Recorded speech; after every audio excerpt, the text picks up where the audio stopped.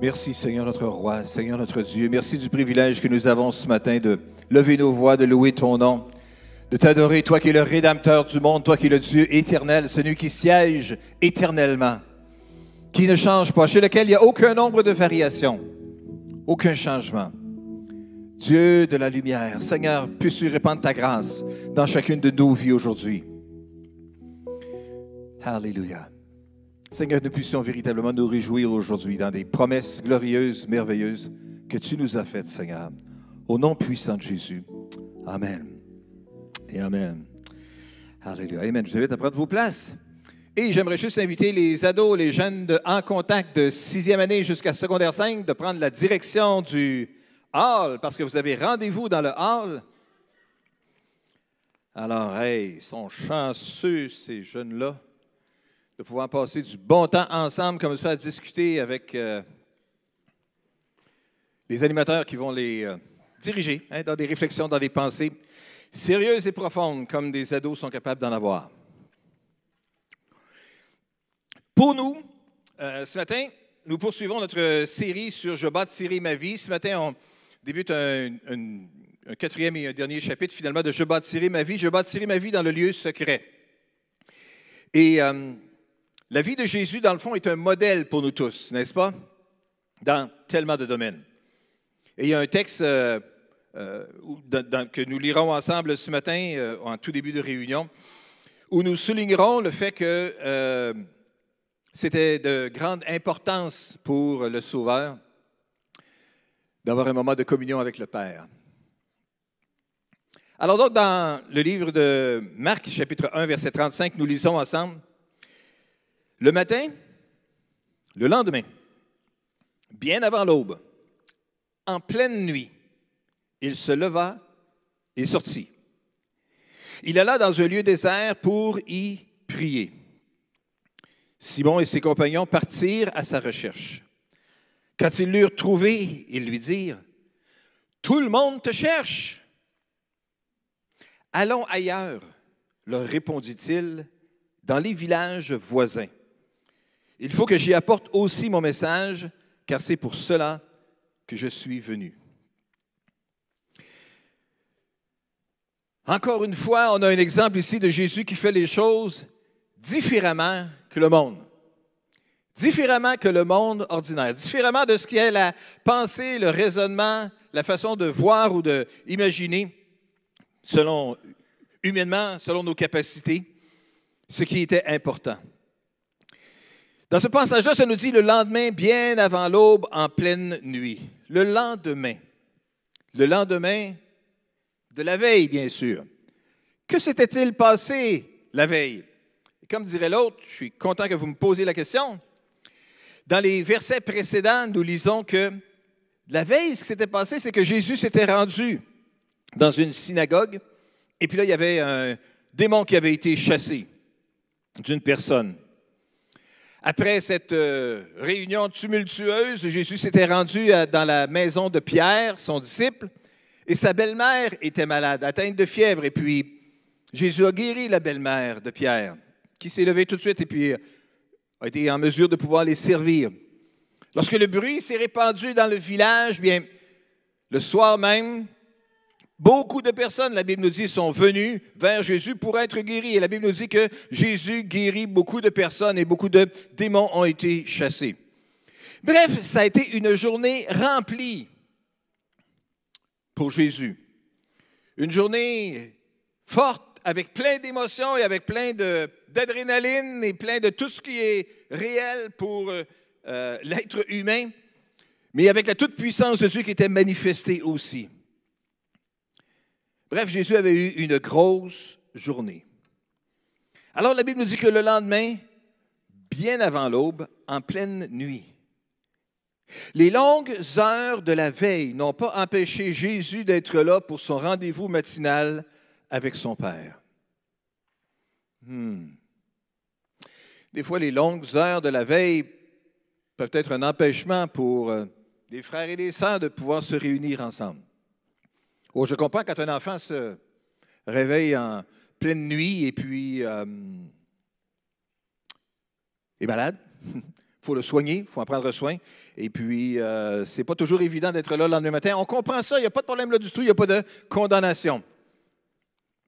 Mais ce que je veux dire, c'est que Jésus ne trouvait pas les excuses faciles pour ne pas avoir un rendez-vous avec le Père.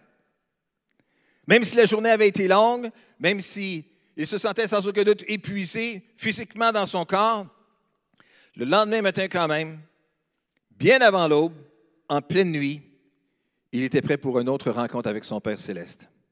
Quelle belle image, quelle belle illustration pour nous autres, quelle belle leçon pour nous. La Bible nous dit, il se leva donc et sortit. Il alla dans un lieu désert pour y prier. On réalise tous l'importance de la prière.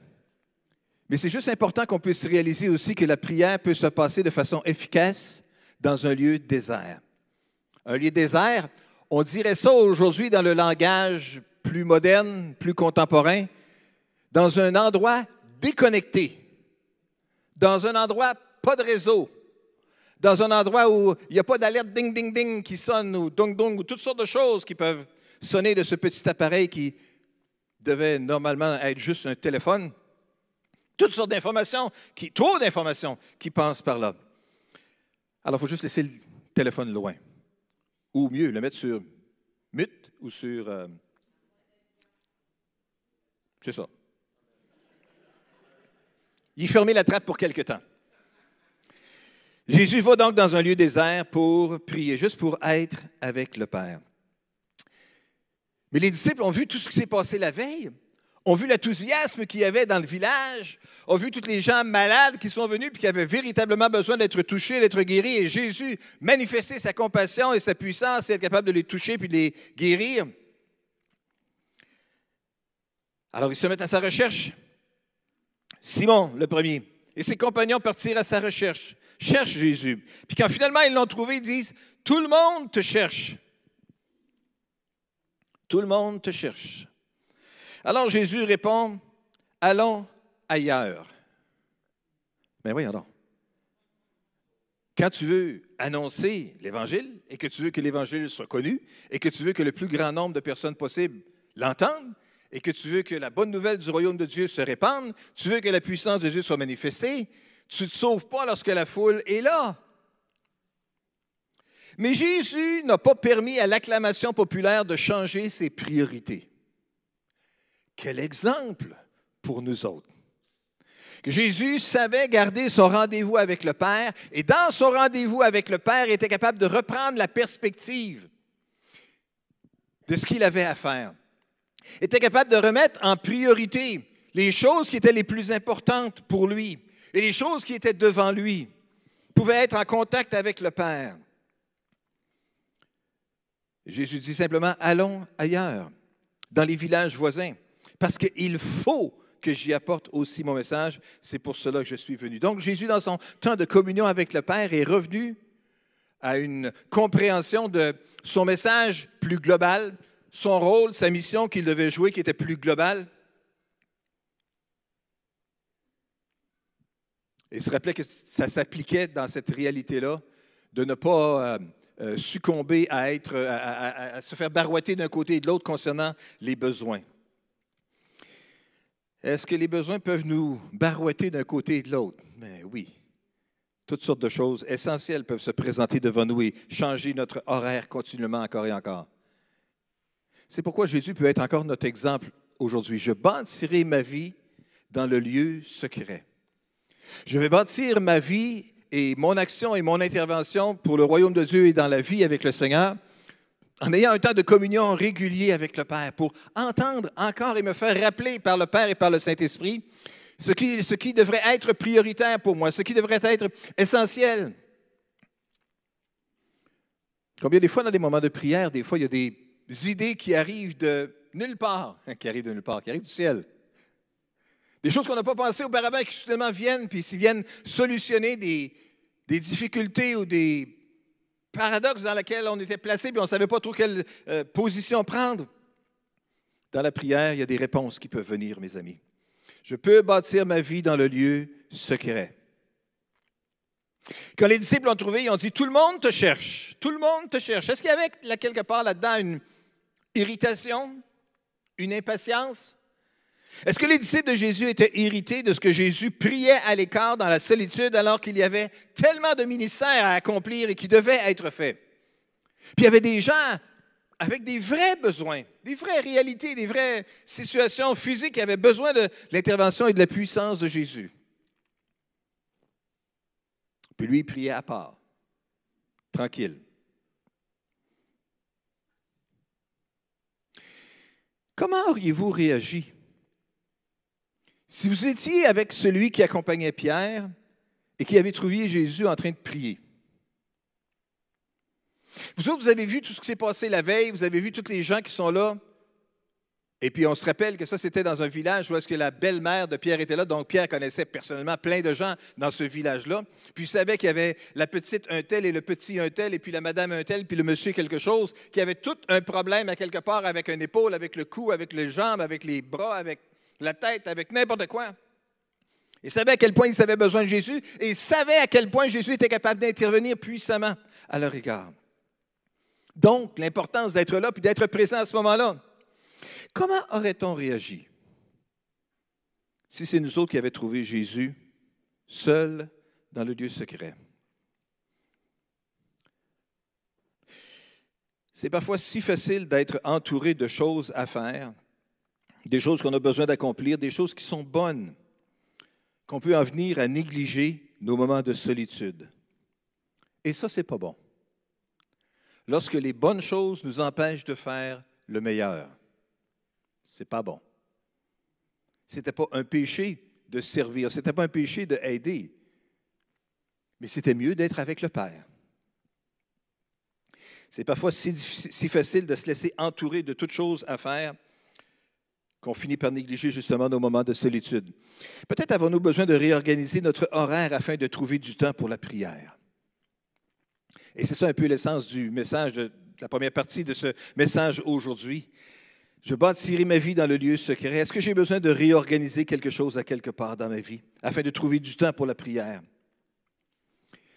Quelques leçons qu'on peut retenir de ce qui est très important qu'on voit dans ce passage-là, c'est qu'on a besoin de chercher le Seigneur avant que notre horaire surchargé accapare toutes nos pensées.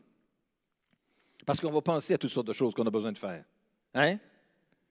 Première neige est venue là, cette semaine. Bon. C'est quoi qui n'est pas fini encore, là? C'est quoi qui a besoin d'être mis dans le cabanon? C'est quoi qui a besoin d'être sorti du cabanon? C'est quoi qui a besoin de... Votre garage de toile est monté toujours, là? Vos pneus d'hiver sont posés. Bref, toutes sortes de choses qu'on a besoin de faire. Puis que peut-être on a été tellement accaparés par plein de choses qu'on n'a pas eu le temps de le faire. Mais laissons pas toutes ces choses-là qui sont importantes et qui ont besoin d'être faites nous priver d'un temps de communion avec le Père. Pour être capable, dans sa présence à lui, être capable de revisiter l'ordre de priorité des choses qui ont besoin d'être faites. Deuxièmement, que non seulement on a besoin de prioriser cela, mais on a besoin de se retirer loin du bruit et des exigences pour se concentrer sur Dieu. Puis on n'a pas besoin toujours dans les moments de prière de vivre des gros moments d'exubérance et puis d'exclamation. Et puis c'est correct d'exprimer nos émotions à Dieu. Il nous a créés comme des êtres émotionnels, puis il est capable de gérer ça, pas de problème. Même la colère, même l'irritation. Dieu est capable de gérer tout cela. On peut lui parler ouvertement. Mais des fois, la prière, c'est aussi juste simplement d'être assis tranquille, juste à l'écoute. Ça peut aussi être ça. On a besoin de prendre l'attitude de Jésus, d'être en communion régulière avec le Père. On a besoin de prendre le temps de réfléchir aux priorités de notre vie. Régulièrement. Sinon, on se laisse emporter par le flot des responsabilités et des choses qu'on devrait faire, qu'on doit faire. On a besoin de déterminer aussi de prier régulièrement, pas juste dans les moments de crise. Quand il arrive une crise, c'est sûr que là, on est prêt à se tirer à genoux et à prier puis à implorer notre Père de nous donner la grâce, la force, la sagesse, l'intelligence, le moyen de s'en sortir avec l'épreuve qui est devant nous autres. Mais quand même qu'il n'y a pas ces moments-là, être capable de juste y aller. Jésus ne vivait pas un moment de crise, il vivait un moment de réussite au niveau de son ministère. Les foules étaient là, Dieu agissait, les miracles s'opéraient. Mais pourtant, il voulait bâtir sa journée en établissant ses priorités dans la communion avec le Père. Il préparait son action, ses interventions à partir du lieu secret. Et la réponse, c'est est-ce qu'on ne devrait pas faire la même chose, nous aussi? Est-ce qu'il ne devrait pas y avoir un temps pour tout? Un temps pour toute chose? Un temps pour passer à l'action et un temps pour prier? Bien sûr. Ça ne veut pas dire que parce qu'on prie, on est en communion avec le Père, on va faire que ça. Non, il y a aussi un temps de passer à l'action. Le temps vient pour passer à l'action. La Bible nous dit d'ailleurs dans le livre d'Ecclésiaste, chapitre 3, qu'il y a un temps pour toute chose sous le soleil. Dans Ecclésiaste, chapitre 3, versets 1 et 2, nous lisons « Il y a un temps pour tout et un moment pour toute chose sous le soleil. » Il y a un temps pour prier, puis il y a un temps pour passer à l'action.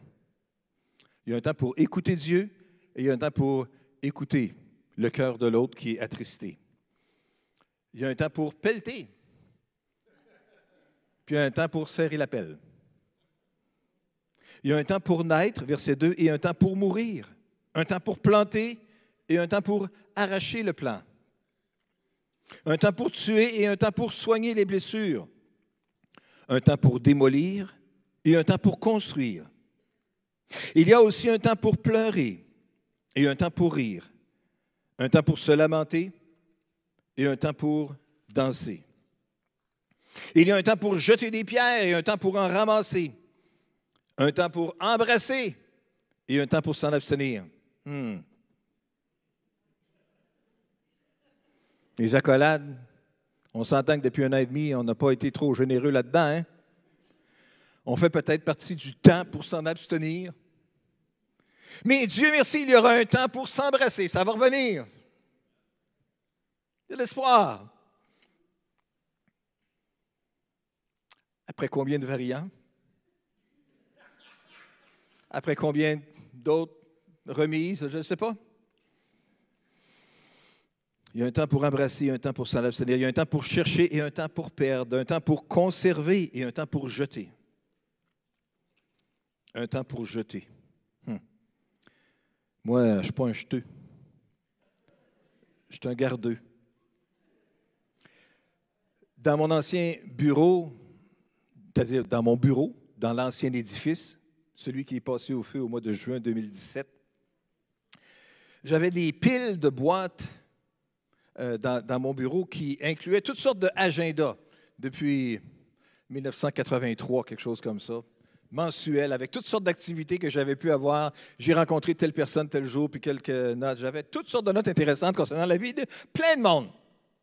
Peut-être que ça vaudrait une fortune, ça, pour le service de renseignement canadien ou quelque chose comme ça. Mais... Bref, toujours est-il que je me disais toujours qu'il fallait que je fasse un ménage à un moment donné, puis jeter ça là-dedans. Mais passer du temps juste pour jeter des choses, ça ne fitait pas dans mon horaire.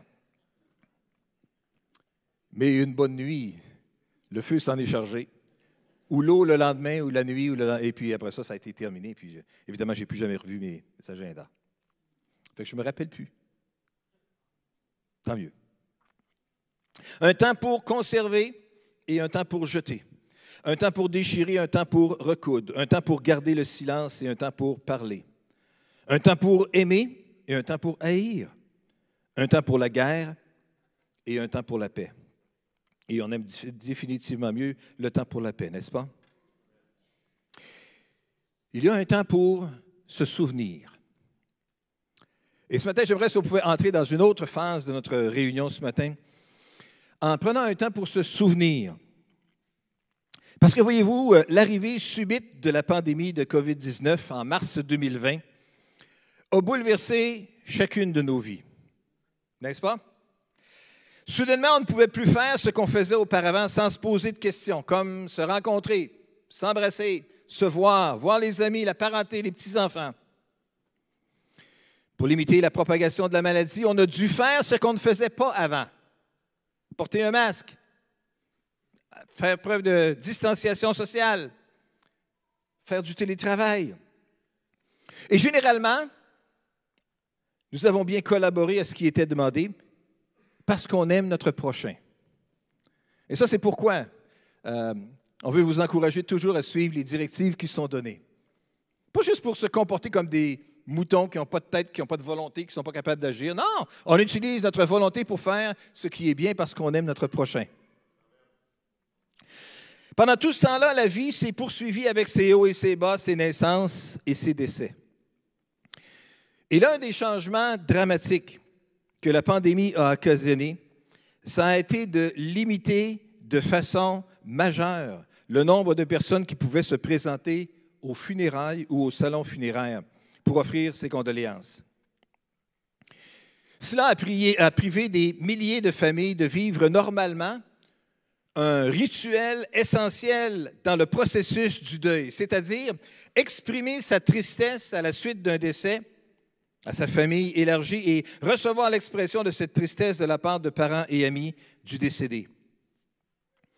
Il y a plusieurs mois déjà, j'ai eu à cœur, alors que la pandémie s'étirait et qu'on était encore en ligne et puis on ne pouvait pas se réunir comme il faut, que lorsqu'on pourra commencer à se réunir, on devrait prendre un moment juste pour se souvenir et honorer ceux qui sont décédés pendant cette période-là. Et on a été bouleversés, Pasteur Jean-Frédéric en glissait un mot tantôt concernant le départ extrêmement rapide de Mme Suarez, c'est ça exactement, qui est décédée dans la nuit de vendredi à samedi, dans la jeune quarantaine. Avait pris la peine de s'inscrire, elle, son mari, puis les 3 enfants pour être à l'église ce matin. Pas morte d'une longue maladie, mais partie bien que trop rapidement. Puis encore une fois, s'il y a des gens de la famille qui nous écoutent, oh, parfait. Nestor, c'est toi? Toutes nos sincères condoléances. Tout le cœur du Carrefour chrétien de la capitale est avec toi. On est juste une église, mais on est viré à l'envers par cette situation-là. Et on ne peut pas juste essayer d'imaginer qu'est-ce que ça peut être de vivre dans tes souliers. J'ai cru comprendre hier que tu vivais ça comme un cauchemar. Et je le comprends. Et puis, en tout cas, on est de tout cœur avec toi. Puis, je veux juste que mes frères et mes sœurs puissent s'engager avec moi aujourd'hui à prier pour toi, pour les enfants et pour la famille aussi. Que Dieu vous donne la sagesse et la grâce de traverser cette situation épouvantable. Et pour nous, pendant cette période, pour nous au Carrefour chrétien de la capitale, pendant la période du début de l'année 2020, jusqu'à maintenant, on a perdu 14 personnes. Ça, c'est des gens qui ont fréquenté régulièrement notre assemblée pendant plusieurs années. Des gens qu'on côtoyait, des gens qu'on voyait, des gens comme vous et moi, ce matin, on était là. Chacune de ces 14 personnes-là était là, à différents endroits, se seraient assis à différents endroits dans la salle aussi. Mais on n'a pas pu exprimer aux familles notre tristesse suite à leur décès, ou raconter un souvenir qu'on garde de chacun d'eux, une parole qu'il nous avait dit, un commentaire qu'il avait fait, un verset qui nous avait parlé, puis qui nous a touchés, puis qu'on garde encore aujourd'hui. Tu sais, le genre de choses qu'on dit lorsqu'on offre nos condoléances à quelqu'un, qui est à la famille de quelqu'un qu'on a aimé. On ne peut pas changer le passé, ni refaire ce qui aurait dû être fait. Mais alors, aujourd'hui, ce qu'on veut faire, c'est quand même se souvenir de chacun d'eux. Et on veut prendre un temps pour se souvenir. Ce que nous voulons faire, c'est honorer leur vie, prendre le temps de se souvenir d'eux, parce que c'est respectueux, parce que c'est décent, et parce que c'est tout à fait convenable qu'on le fasse ainsi. Nous voulons nous arrêter et nous souvenir de prier aussi pour le soutien de ceux qui restent, pour les familles de chacune de ces personnes qui ont été les familles de chacune de ces personnes-là, que je vais vous présenter dans quelques instants, ont été contactées. Et je sais qu'il y en a certains membres de ces familles-là qui sont présents ici ce matin. On leur a demandé d'exprimer dans 1 ou 2 paragraphes un mot, une éloge, un souvenir de cette personne qu'on a aimée et qui maintenant n'est plus. Et chacun s'est gracieusement exécuté avec des longueurs différentes. Mais c'est correct. Mais nous souhaitons nous souvenir de chacune d'elles et montrer du respect à leur égard en honorant leur vie. Et c'est ce que nous voulons faire ce matin, un temps pour se souvenir. On veut souligner la contribution de chacune d'entre elles. Ils ont donné et maintenant nous donnons quelques moments devant Dieu pour nous souvenir d'eux avec reconnaissance. Alors, ce qu'on va faire, c'est qu'on va vous présenter une photo d'une personne, et là, vous allez la reconnaître. Vous allez peut-être découvrir quel était son nom. Ah oui, ben oui, je connaissais cette madame-là, certain. Hein? Et puis après ça, je lirai quelques mots qui ont été écrits à son sujet. Et si jamais vous êtes un des membres de la famille et que vous êtes présent ici ce matin, je vous demanderai, s'il vous plaît, de vous lever debout peut-être pendant cela pour que les gens puissent vous identifier et peut-être après la réunion, pouvoir aller vous voir et vous parler. Dans le fond, vous offrir vos condoléances suite au décès de cette personne. La première personne que j'aimerais mentionner ce matin, c'est Mme Germaine Denis. Elle est décédée en avril 2018. Bon, ça, c'est quand même avant la pandémie. C'est 2 ans avant la pandémie. Mais Germaine était seule. Germaine avait une fille qui vit quelque part à San Diego, je pense, en Californie, qui a été élevée par une autre famille qui ne parle pas le français.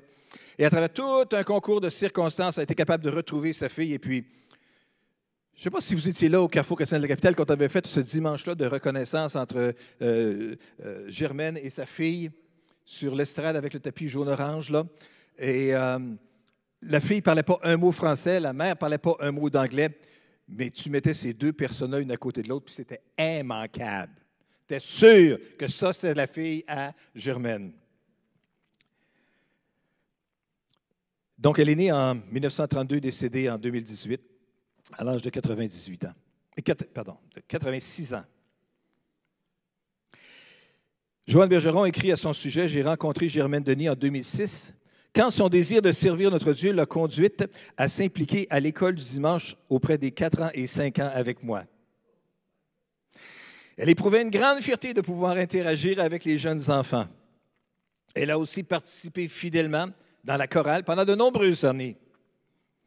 Mais maintenant, son corps s'étant affaibli, elle a dû quitter son appartement pour aller vivre en résidence. Et c'est là que Sylviane et Denis Jobin ont pris la relève et l'ont accompagnée jusqu'à son dernier repos. Joanne écrit « Merci à tous ceux et celles qui ont jalonné son parcours et dont Dieu s'est servi pour prendre soin d'elle. Repose en paix, Germaine, dans la présence de ton Seigneur bien-aimé. »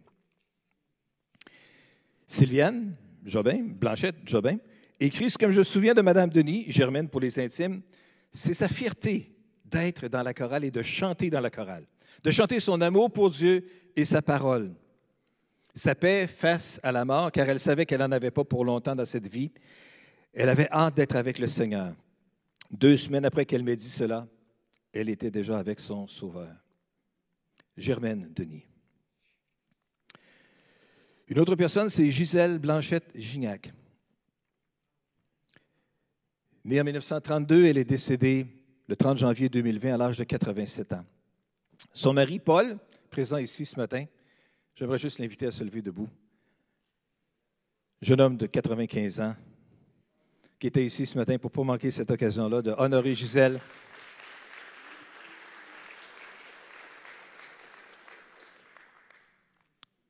Puis juste pour faire une histoire de famille, la Sylviane Jobin qui parlait de Mme Denis, c'est la nièce de Gisèle aussi. Il y a toute une histoire de famille.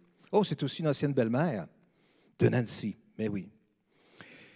Paul, son mari, dit, « De nous 2, tu as dû t'en aller en premier. Avant de fermer les yeux à jamais, ta main dans la mienne, tu m'as regardé dans un tout dernier soupir. Ton souvenir est comme un livre préféré qu'on lit et relit et qui n'est jamais refermé. Ton époux chéri. » Tout un poète, ce Paul-là, hein?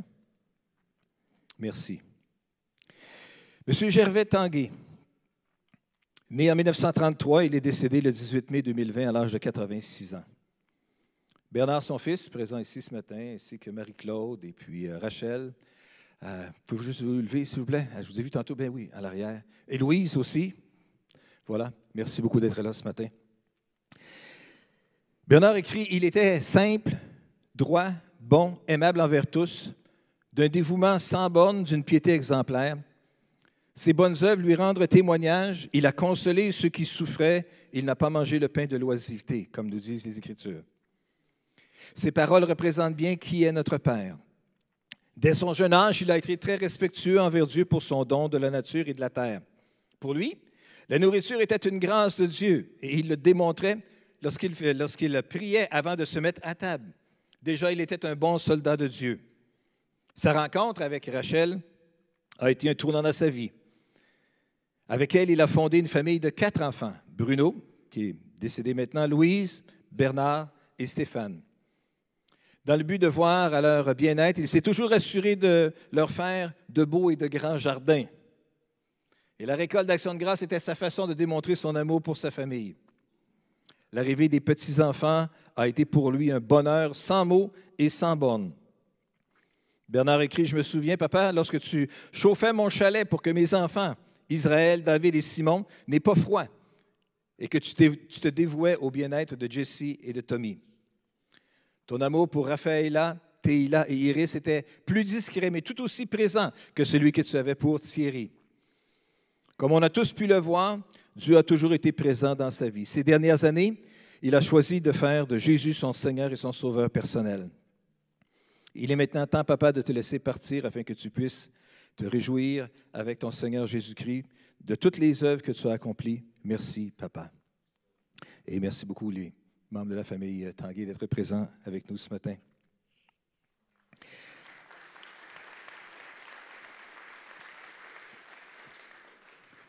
Michel Thibault, né en 1960, il est décédé le 19 mai 2020 à l'âge de 59 ans. Il aurait eu 60 ans le 8 août. Michel était jumeau. Micheline, sa sœur jumelle, écrit, c'est un passage de Matthieu, chapitre 7, verset 12, « Quand Jésus dit, tout ce que vous voulez que les hommes fassent pour vous, faites-le de même pour eux, car c'est la loi et les prophètes. » Elle écrit, « Michel ne pensait qu'aux brebis égarées, quand sa santé le permettait. Il ne voyait que le positif chez les personnes. Il se laissait dépouiller malgré son faible revenu. Mais toujours prêt à aider malgré ses handicaps physiques, beaucoup de compassion pour les démunis. » C'est ce qu'était Michel Thibault. Puis si ma mémoire est fidèle, c'était Pierre Labbé aussi. Ça se peut-tu qui était proche? Pierre, es-tu là? J'ai vu Pierre ce matin. Il est où? Il est en haut? Il est en arrière? Il est là. Pierre connaissait bien Michel aussi, si je ne me trompe pas. Hein? Oui. Michel Thibault. Une autre personne, Philippe Dignard. Né en 1925, il est décédé le 22 août 2020 à l'âge de 95 ans. Sa sœur Micheline écrit « Chante à l'Éternel un cantique nouveau. Chante à l'Éternel de tout ton cœur. Chante à l'Éternel un chant nouveau. » Bon, hein? Je ne me souviens plus des autres mots de la chanson, dit-elle. Voilà ce qui caractérisait Papy, ainsi qu'on l'appelait. Il aimait composer des chants à l'Éternel tout en empruntant sans permission la mélodie d'hymnes existants.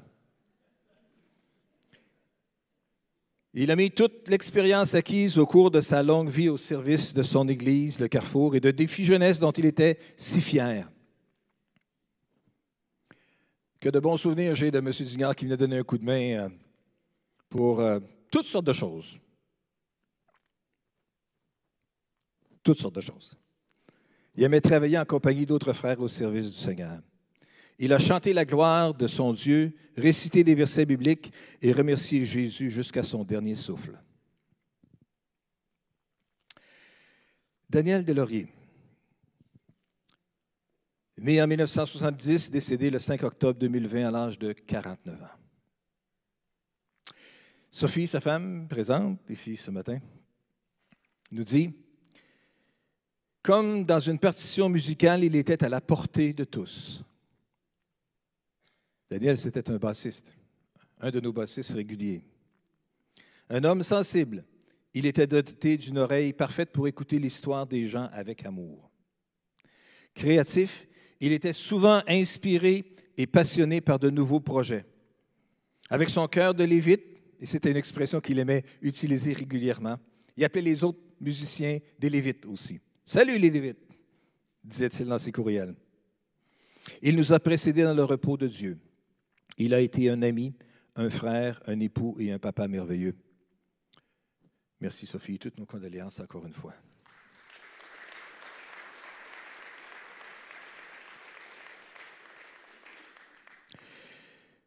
Suzanne Lambert, une madame plus discrète, moins connue un peu, peut-être. Née en 1952, elle est décédée le 11 octobre 2020 à l'âge de 68 ans. Claire Thibault, une amie, écrit « Je me souviendrai toujours de Suzanne, cette douce femme courageuse et serviable qui s'est frayé un chemin dans la foi chrétienne. C'est en prenant des marches avec sa voisine Françoise à Gaspé, qui lui parlait de l'amour de Jésus, qu'elle a mis sa confiance en lui et a décidé de le suivre. Suzanne a combattu le bon combat de la foi et elle est maintenant avec son Seigneur. Suzanne Lambert. Franck et Mona Adam. Franck est né en 1933, décédé le 16 décembre 2020, à l'âge de 87 ans. Mona, son épouse, est née en 1935 et décédée 5 mois après son mari, le 10 mai 2021, à l'âge de 85 ans. José, leur fille, écrit à l'égard de ses deux parents. « Papa et maman, merci d'avoir été des parents présents et aimants, d'avoir su traverser le temps et les tempêtes ensemble pendant plus de 60 ans. C'est rare de nos jours un mariage qui dure aussi longtemps. Et d'avoir donné le maximum que vous pouviez nous donner à Marco et à moi. Et surtout de nous avoir légué de belles valeurs, en plus de m'avoir fait connaître mon Seigneur et Sauveur Jésus-Christ, le Fils de Dieu. Merci pour ce beau et précieux cadeau. Je vous aime et je pense à vous, sachant que vous êtes en train de chanter les louanges dans sa présence. »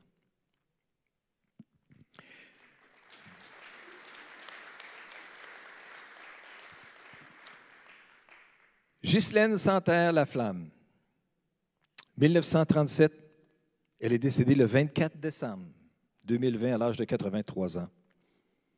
Sophie Poirier écrit « Belle Ghislaine, cette dame vive d'esprit et organisée, assidue dans la prière.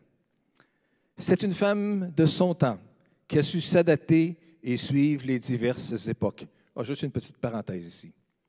Ghislaine a été secrétaire au Carrefour chrétien de la capitale. Et juste avant de l'embaucher, en regardant son CV et tout ça, j'ai noté qu'elle était déjà secrétaire à Port-Cartier le jour de ma naissance. Alors, quand elle est arrivée au bureau, disons qu'elle avait de l'expérience par rapport au patron, là. Commençait à travailler dans le temps qu'on avait des dactylos manuels et puis avec du papier carbone pour faire des copies. Je viens de parler en chinois là, pour les plus jeunes générations. Là. Elle a su s'adapter parce qu'elle a vu les ordinateurs arriver, la bête terrible arriver dans le Carrefour chrétien de la capitale au bureau, et elle a su s'adapter à travers les années. Elle cherchait toujours un moyen de partager sa foi. Elle aimait chanter dans la chorale, c'est sûr, et tricoter pour les nouveau-nés de l'Église. Elle était la mamie des enfants et une amie généreuse et fidèle. Micheline Digard disait à son sujet, elle a été une figure marquante par son implication dans divers ministères de l'Église, dont la chorale, le secrétariat et le ministère des femmes, etc. Ghislaine.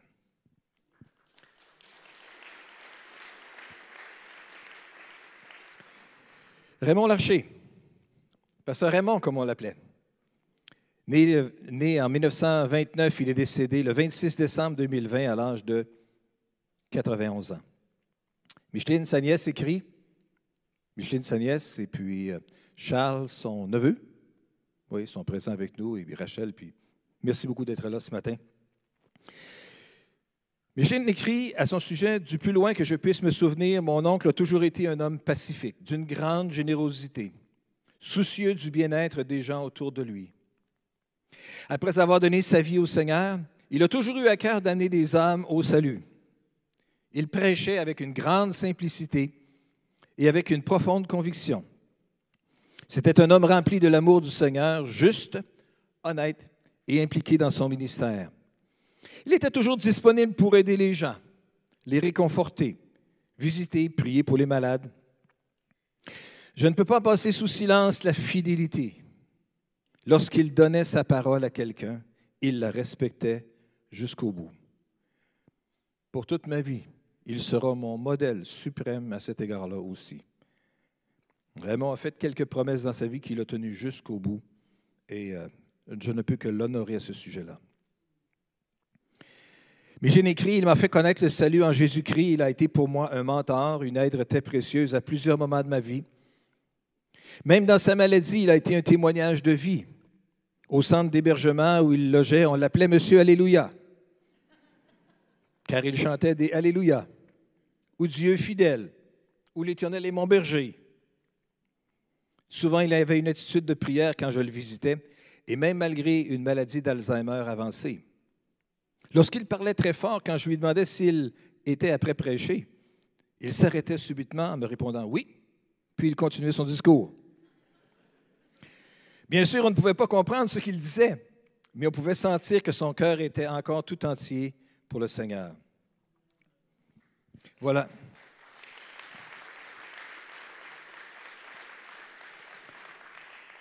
Voilà ce que je crois qui définit le mieux mon oncle. Il a été fidèle jusqu'à la fin de ses convictions. Le Seigneur est venu le chercher pendant que nous étions en train de réciter le Notre Père, juste au moment où on disait « Que ta volonté soit faite sur la terre comme au ciel ». Le Seigneur l'a libéré de son corps, puisque depuis plusieurs années, 8 ans maintenant, il était devenu prisonnier de ce dernier à cause de la maladie. Et même si on m'a dit qu'il était décédé de la COVID-19, je suis assuré que le Seigneur a répondu à son souhait le plus cher, aller à la maison du Seigneur pour le louer et l'adorer. Henri Ernest Husser, né en 1941, il est décédé le 25 février 2021 à l'âge de 80 ans. Hélène Saint-Amand, est-ce qu'Hélène est ici ce matin? Oui, merci Hélène. Écrit à son sujet. Henri, d'origine suisse, s'était bien adapté au Québec, bien qu'il trouvait les hivers longs et pénibles. On se demande pourquoi, hein? À travers le bénévolat qu'il aimait faire, il fut très apprécié des personnes du troisième âge. Henri, c'était un homme discret, mais un homme généreux, toujours prêt à aider. Il s'émerveillait de petites choses, ce qui faisait de lui un être très sensible. Merci beaucoup, Hélène, d'être présente ce matin.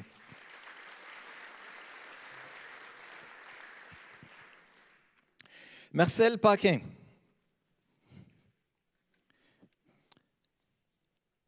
Né en 1936, décédé le 28 février 2021 à l'âge de 84 ans.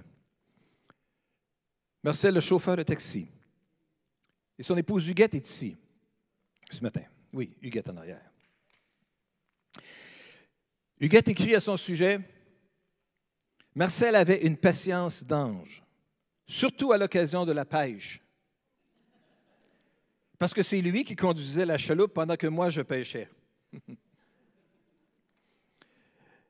Huguette dit à son sujet, ça va faire exactement 9 mois aujourd'hui qu'il est parti. Marcel était un homme respecté et aimé.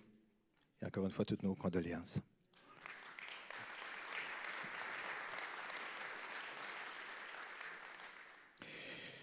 Denise Marié. Vous avez connu Denise. Elle est née en 1936, elle est décédée le 21 juin 2021 à l'âge de 85 ans.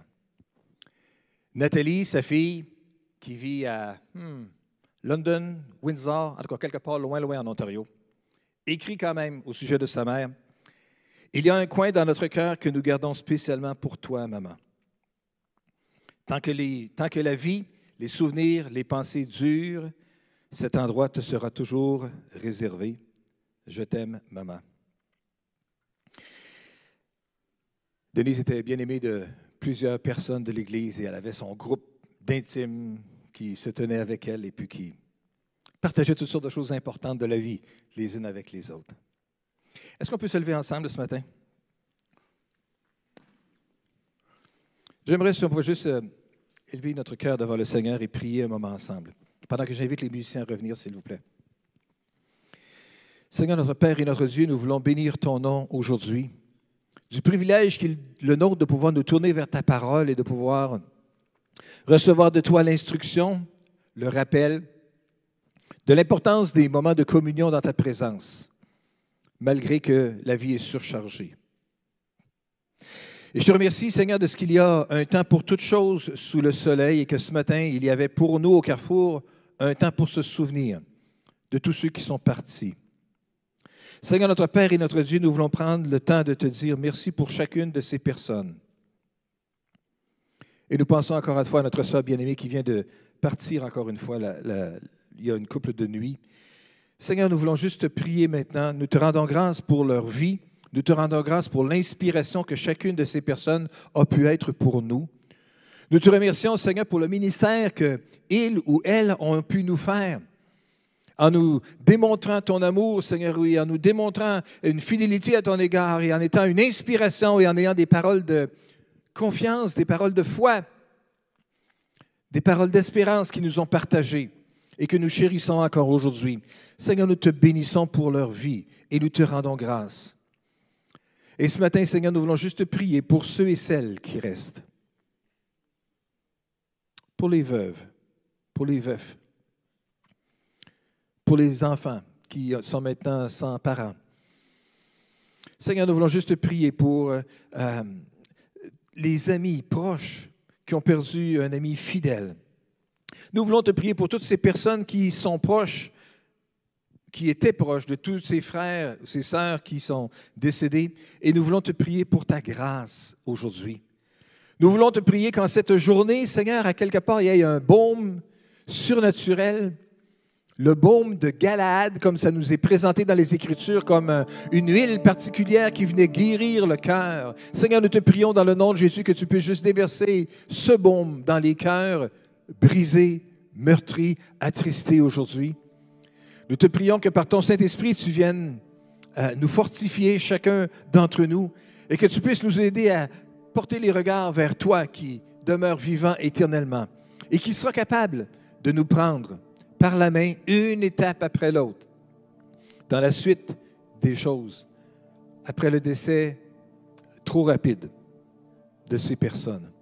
Seigneur, nous te prions pour ta grâce, nous te prions pour ta bénédiction, nous te prions pour ta présence, notre Père, dans le nom tout-puissant de Jésus. Amen. Et Amen. Et Amen.